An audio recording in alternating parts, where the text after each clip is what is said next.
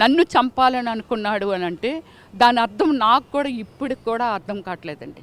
ఎందుకు చంపేయాలని అనుకుంటున్నాడు నన్ను అనేది నేను అదే అనుకుంటున్నానండి. మన మీడియా సాక్షిగా మన మీడియా వాళ్ళ సపోర్టుతో దీన్ని ఏమిటంటే మన సీఎం గారిని కానీ లేకపోతే మన డిఐజీ గారిని కానీ వీళ్ళందరినీ నిన్న జరిగినటువంటి సిచ్యువేషన్ ఎట్లుంది? అక్కడ వాళ్ళు వచ్చి మీతో గొడవ పడడం కానీ అంటే ఆ సందర్భం ఏంటి?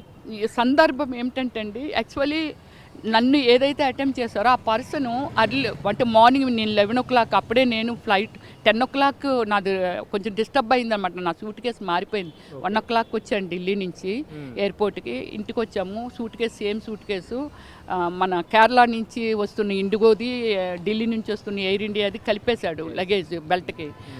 సేమ్ మాది ఎవరో క్యారీ చేశారు, కానీ ఇది మంద కాదని కూడా మాకు తెలియదు. Same colour same size suit case పట్టుకొని వచ్చేసాం. నా